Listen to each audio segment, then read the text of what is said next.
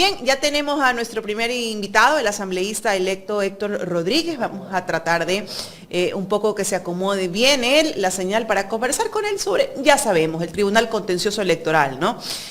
Las infracciones que dice haber, ¿no? Para unos sí, Jaime, para otros no, la ley del embudo. Esto es así. Sociólogo, buenos días. Muy buenos días, compañeros, amigos, televidentes en todas partes del mundo. Aquí, desde Quito, contarles que tenemos una situación adicional de persecución política utilizando la justicia electoral. Nos están sancionando con una írrita, absurda e irrisoria sentencia del Tribunal Contencioso Electoral, en el cual me quieren poner una multa por repartir flores. Pero lo que es más caótico aún es que el juez haya admitido unas pruebas que están cuestionadas desde el punto de vista de su falta de pericia. Es decir, las pruebas no fueron periciadas previa su calificación. La sentencia vigente del Tribunal Contencioso Electoral relaciona y sanciona que ninguna prueba en video o en audio obtenida por medios digitales debe ser admitida si es que no está periciada. Pero en el proceso que me sigue a mí,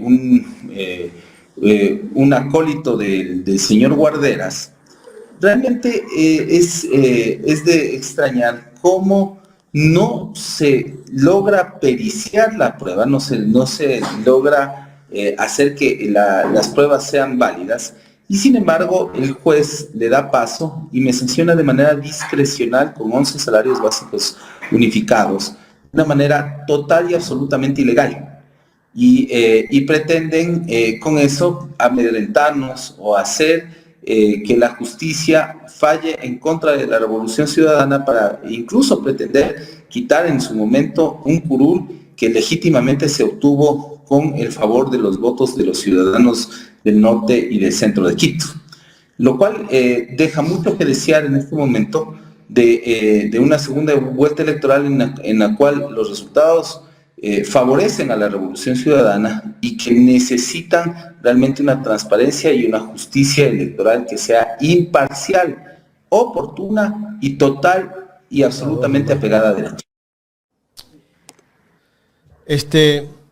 Héctor, yo estuve viendo el video, no sé si podamos rodar el video, Jorge. Este es el video justamente donde tú entregas flores a transeúntes que pasan por un parque en la capital de la República. Me sorprende que esto sea considerado como entregar dádivas. Eso es lo único que han presentado como prueba. De nuestro país es dádivas. O sea, no son la entrega de las cocinas de inducción del MIES, no son dádivas la entrega de bonos de manera discrecional, no son dádivas la entrega incluso a la vieja usanza del PRIAN, entrega de kits alimenticios o de otro tipo de dádivas verdaderamente. No, eso no ocurre para la justicia electoral, pero sí la entrega de flores, lo cual verdaderamente nos deja en una indefensión total como ciudadanos al pretender hacer una campaña distinta, una campaña que en el fondo lo que busca es transmitir amor, busca transmitir paz y solidaridad dentro de los espacios públicos. No hemos cometido una infracción electoral grave, no hemos cometido una infracción electoral en el sentido de entregar dádivas que traten de comprar, entre comillas, votos, sino una reflexión acerca de la generación de una cultura de paz y un espacio donde los ciudadanos se encuentren en el espacio público donde lamentablemente hoy, debido al estado de guerra en el cual nos ha declarado el presidente de la República, vivimos en zozobra y ante la inoperancia de un Estado que no da pie con bola. Carla. Bueno, sin duda alguna lo que les molesta es que esto apele al amor, a la humanidad y no al odio, al resentimiento, a la división, ¿no? De eso estamos seguros que es lo que están acostumbrados. Pero bien, a ver, ellos dicen dádivas. ¿Por qué dicen dádivas? ¿Qué manifiestan? ¿Qué argumentan con estas dádivas? ¿Usted compró las flores? Yo compré las flores. Sí, por supuesto. No, empezando para saber de dónde vienen los recursos, sociólogo, porque usted bien lo las decía. Flores, ¿no? Es parte de de los mecanismos de organización popular que tenemos con los compañeros de Revolución Ciudadana. Hicimos un esfuerzo y se compraron flores. Pero el hecho no está tanto en la lógica de la entrega de flores, es cómo la justicia... ¿Pero qué argumenta? ¿Qué argumenta? Porque yo me puedo encontrar una flor en la calle, la arranco y se la regalo a alguien. Son regalos para influir en el voto de la gente a cambio de una transacción. Es una influencia, si se quiere, de carácter transaccional. Pero eso no ocurre.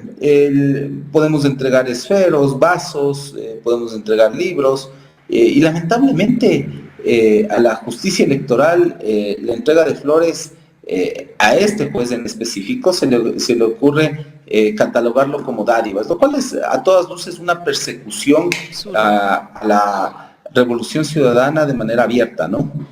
Totalmente absurdo. Bueno, esto usted lo ha apelado, ¿en qué circunstancias está ahora? ¿Disculpas? ¿En qué el proceso que le abrieron dentro del Tribunal Contencioso Electoral, que manifiesta que es una sanción, qué proceso está? ¿Usted la ha apelado, bueno, la ha aceptado? En primera instancia hay una sentencia que se pone en firme, a la cual vamos sin duda a apelar en los próximos 2 días y tendremos realmente una sanción que no debe ser sino levantada desde la justicia, en el cual se resuelven los elementos de controversia entre los ciudadanos. Lo que no podemos aceptar es que se tipifique como una sanción electoral grave y de manera discrecional se sancione con $1, $2, $3, $100 o $5,000, como pretenden sancionarme, de manera total y absolutamente arbitraria, sin cometer una infracción que sea de una manera catalogada como grave, ¿no? Ahora usted es asambleísta electo y usted decía al inicio, vivimos una persecución, ¿no? Y ahora pues ese órgano que nos persigue es el Tribunal Contencioso Electoral, bueno, el CNE que está atrás de todo esto en términos generales. ¿Existe una molestia presente, no solamente suya, sino de todos los asambleístas en estos momentos electorales? Existe un sentimiento de vulnerabilidad frente a una administración de justicia discrecional y absolutamente parcializada a ADN. El hijo del juez que me sanciona es director de ADN en Loja y no fue imparcial a la hora de impartir justicia. De tal manera que nosotros tenemos no solamente, como digo, un sentido de vulnerabilidad frente a la imposibilidad de contar con un Estado de Derecho en toda su magnitud, sino ante la arbitrariedad y la forma parcializada en la cual fallan sus veredictos. Impresionante, Jaime. Eso demuestra que el Tribunal Contencioso Electoral estaría cooptado por el Poder Ejecutivo, lo que está pasando. Demuestra que el Tribunal Contencioso Electoral es una sucursal de campaña de ADN y que los jueces se convierten en agentes políticos de persecución en un Estado realmente de cartón. Porque entregar una rosa a una persona, yo no le veo que sea entrega de dádiva.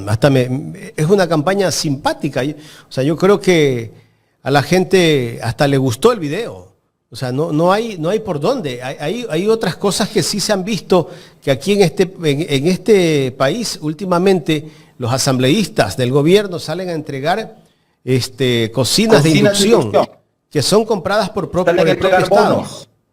no dejan sus cargos como lo manda la ley, abusan de las sucesiones presidenciales de manera discrecional, no conviven en un Estado de Derecho y osan acusarnos levantando el dedo para endilgarnos delitos que no son tales. Claro, hemos visto también incluso a un asambleísta entregando plátanos verdes. O sea, todas esas cosas se han dado. Eso es una dádiva. Realmente cuando vemos en un camión de uso del Estado, con bienes del Estado, con funcionarios en ejercicio de sus funciones, valga la redundancia, entregando realmente regalos en un mecanismo transaccional, tratando de comprar votos, y nos sancionan a nosotros por entregar flores sin haber periciado la prueba. Eso realmente no está bien. Correcto. Me gustaría pasar a otros temas, asambleísta, perdón que saltemos a otros temas. Usted fue gerente de Yachay. Me gustaría hablar del tema de educación. ¿Cómo ve usted la inversión que ha hecho este gobierno en temas de educación superior? A ver, vamos por educación básica, lo principal. El país vive una crisis educativa, pues el gobierno no asigna los recursos que constitucionalmente debería asignar a la partida de educación. Constitucionalmente el mandato es que lleguemos al 6% del Producto Interno Bruto en educación básica y media, y no llegamos ni siquiera al 4.7, lo cual ya es motivo de fiscalización.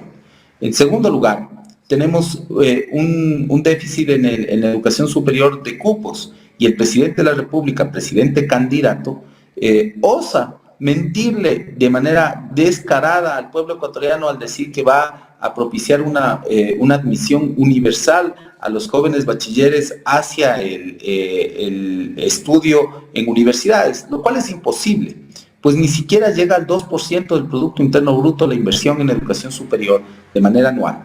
Y es necesario llegar al menos al 5% del Producto Interno Bruto para lograr una admisibilidad universal en tanto la educación técnica tecnológica como en la educación universitaria. Y eso nos deja en un país postrado en la incapacidad de contar con un talento humano calificado para dar un salto cualitativo en nuestra mano de obra.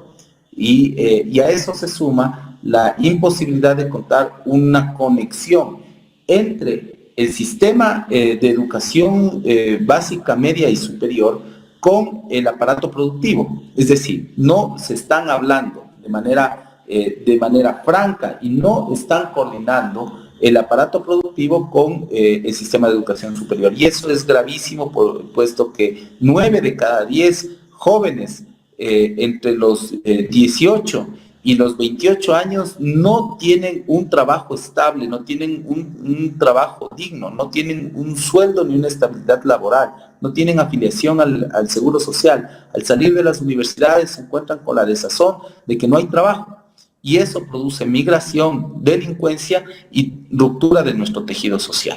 Ese es el estado de la educación en nuestro país. Correcto. El otro día veía un reportaje que más de 450,000 niños no están yendo a las escuelas y a los colegios. Esa cifra es... La deserción escolar es alarmante, pero se nos dice que estamos bien, que en año y medio han logrado hacer lo que nunca en un sentido negativo. Han destrozado las escuelas, las unidades educativas del milenio, han destrozado las unidades educativas de carácter fiscal, y han mutilado la capacidad de nuestras universidades para poder generar ciencia, tecnología e innovación. Correcto. Y aparte, incluso se hizo una denuncia de las becas que están entregando el gobierno. Becas de cartón. Becas de cartón. Becas de cartón, becas chimbas sin certificación presupuestaria, como ya lo denunciaron en la Asamblea los compañeros de la bancada de la Revolución Ciudadana, llevando a un proceso de fiscalización donde tienen que decirle la verdad al país. El entregar $500 para pagar la pensión en un instituto técnico tecnológico chimbo. No es una beca, porque el Estado ecuatoriano está obligado por mandato constitucional a garantizar la gratuidad de la educación superior hasta el tercer nivel. Y el tercer nivel también implica la formación técnica tecnológica. Por lo tanto, deben explicarle al país por qué no fortalecieron los institutos técnicos tecnológicos en manos de la CENESID, en lugar de entregar con un negociado la plata a los institutos técnicos tecnológicos privados de los panas, haciendo de esto un baratillo de ofertas en la educación y jugando con lo más importante de nuestro país, con nuestra juventud, con nuestros jóvenes. Cuando hablamos de chimbo, ¿de qué estamos hablando, asambleísta? Estamos hablando de becas fraudulentas, de becas sin la calidad del caso. Érase una vez un país que entregaba becas para las mejores universidades del mundo. 20.000 becas se entregaron en el periodo de la Revolución Ciudadana para que los estudiantes en tercer nivel y en cuarto nivel vayan a estudiar a Oxford, a el MIT, a Harvard, a universidades realmente de clase mundial, y hoy nos entregan becas de $500 para institutos técnicos tecnológicos sin realmente beneficio alimentario. En su momento, el Ecuador de la Revolución Ciudadana garantizaba la educación superior a los estudiantes, asignando más del 2.13% del PIB en educación superior, y con un plan de recuperación de la formación técnica tecnológica en más de 100 institutos reconvertidos. Ese plan Moreno lo dejó morir, le quitó el presupuesto y nos sumió en la más profunda desazón en cuanto a la educación superior, y eso debe cambiar. ¿De qué manera sale del subdesarrollo un país? Bueno, es compleja la pregunta, pero básicamente invirtiendo en educación básica, media y en educación superior, pero conectándolo con un aparato productivo que sea coherente, con una matriz de producción que realmente dé cuenta de alto valor agregado para poder generar trabajos bien remunerados, de alta calidad, y que se inserten en el mundo, en las cadenas productivas de más alto valor. En el gobierno de Correa, del expresidente Rafael Correa, el país estaba ya en vías de desarrollo. ¿Por qué todos esos proyectos en temas de educación, en temas de desarrollo, los dejaron a un lado? ¿Por qué? ¿Cuál era el propósito? A ver, hay dos propósitos. El uno geopolítico, que le interesa a fuerzas externas ver al país postrado en una cadena productiva de simplemente proveedor de materias básicas y de bienes no terminados que están insertos en las materias primas.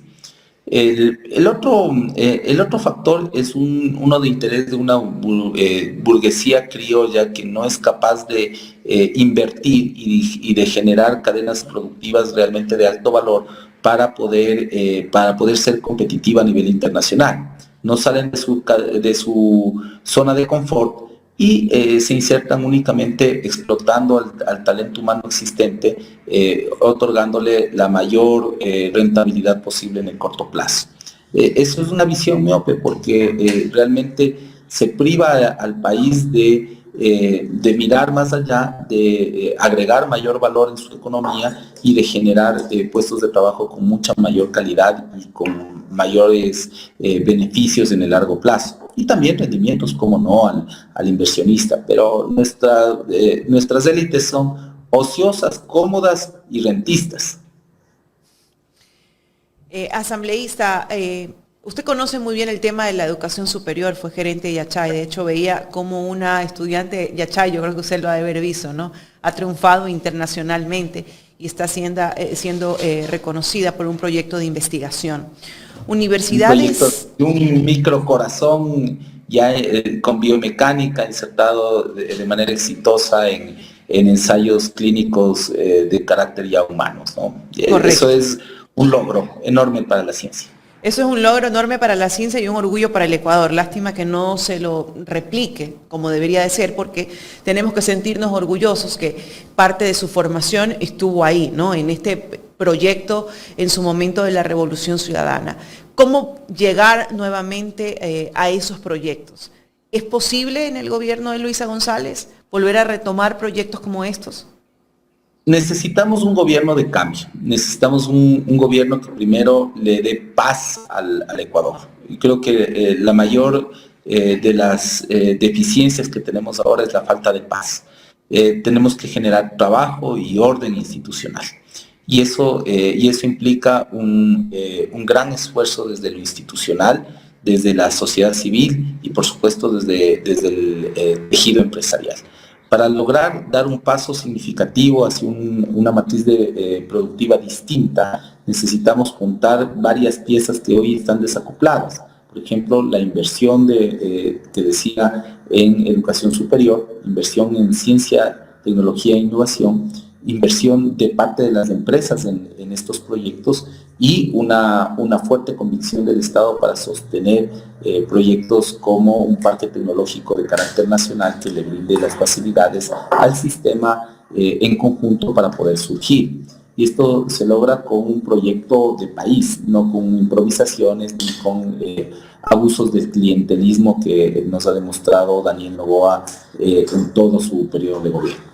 ¿Por qué la oligarquía piensa que estos proyectos son elefantes blancos, que son plata mal gastada? ¿Por qué tienen ese pensamiento? Lo que pasa es que esa visión cortoplacista hace que traten de evaluar de manera maliciosa un proyecto que estaba proyectado para 30 años al cuarto año.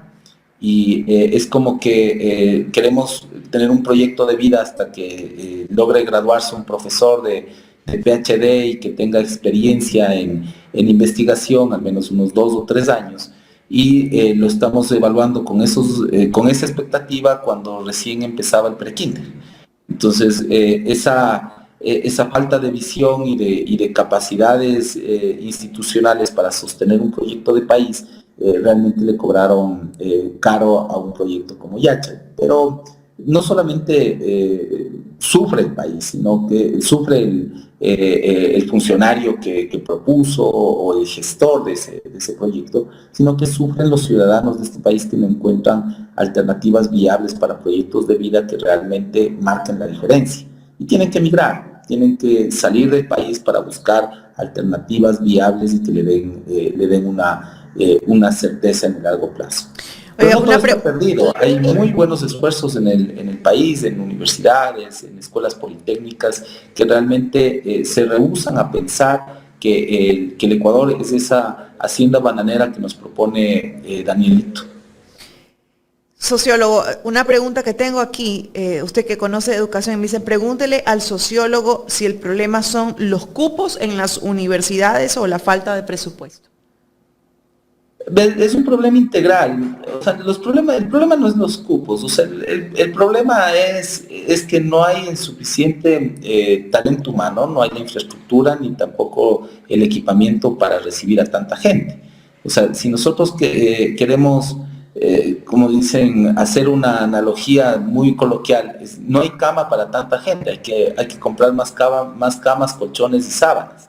Sí, de otra manera no hay forma de acoger a todos los estudiantes. Es una mentira absolutamente cerdosa, flagrante, irrisoria el pretender que de buenas a primeras tengamos una admisión universal en la educación superior de parte del gobierno nacional. Eso no existe en la vida real. O sea, es una reestructuración total de la educación y una inversión profunda que hay que hacer para poder un poco ampliar el sistema educativo. Como digo, deberíamos tener al menos unos 5 años en los cuales tengamos el 5% del Producto Interno Bruto orientado a educación superior para poder admitir a toda la demanda en educación superior. Y no es deseable que todos vayan a la universidad. Es necesario tener una educación técnica, tecnológica muy fuerte en la cual se haga énfasis en carreras más cortas, pero profundamente desarrolladas con habilidades de los profesores, que hoy están precarizados en el sistema de educación técnica tecnológica, que necesitan una regulación fuerte para que sean estandarizados, tengan una carrera y un escalafón, como no puede ser de otra manera. Es importante porque en el gobierno de la Revolución Ciudadana se trabajó mucho en eso y se regularizó incluso el tema de sus contratos, el tema del sueldo también que tenían los docentes. Entonces se trabajó mucho en esa forma. ¿Se necesita un proyecto nuevo de repente para el tema de la educación? Más que un proyecto se necesita un gobierno que esté sensibilizado, que tenga claridad en su composición de que es esto una prioridad para el desarrollo del país, que tenga claridades en que la CENESID no es un comodín de comunicación política para decir que lo voy a desaparecer ahora y mañana, que la regulación de la educación superior merece un estatus potente en la arquitectura del Estado, y que el alineamiento de las prioridades de investigación, de desarrollo y la pertinencia de las carreras sea una bandera nacional. Queremos agradecerle, sociólogo, por haber conversado con nosotros. Yo le podría decir personalmente que me parece muy, muy linda esa campaña que realizó. Es una campaña diferente. Y bueno, pues ojalá en este país en algún momento brille la justicia. Así que adelante. Que tengamos un país de justicia, de orden, de trabajo, de paz, por el cambio, por la vida. Este 13 de abril, Día del Maestro, les vamos a enseñar lo que es la democracia a estos rufianes que tienen secuestrado al país que era de todos. Gracias, sociólogo. Y bien lo dijo, este domingo 13 de abril, el Día del Maestro, y también es el día donde tenemos que tomar una decisión muy importante para el país, porque se va a marcar la historia. Es que aquí hay dos cosas.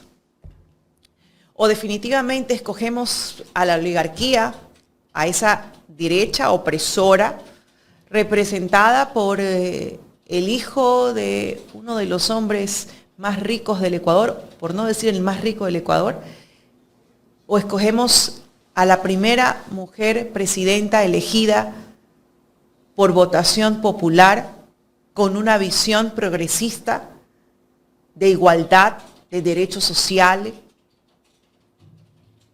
Nos estamos jugando muchísimo en este país. Se va a marcar un hito en la historia de este país. Y ya no los invito a reflexionar como ayer, sino a decidirse.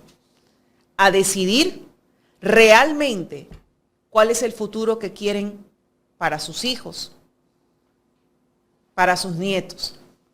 Y por supuesto, cuál es el presente, in situ, en el momento que quieren vivir. Si queremos seguir viviendo con el miedo, con la desesperanza, con las ganas de huir. Porque cada vez que converso con alguien, cada vez que leo mensajes, la gente lo primero que se le viene a su cabeza es migrar, es salir. Claro, ahora se preguntan a dónde, ¿no? El lugar siempre que se venía primero a la cabeza era Estados Unidos. Ahora saben que no se puede. Ahora dicen, ¿a dónde me voy? Que no tengamos que decir a dónde nos vamos, porque yo también lo he pensado. Que tengamos que decir me voy a quedar aquí porque las cosas están mejorando, están cambiando. Esa es la idea, ese es el pensamiento, esa es la fuerza que tenemos que ponerle.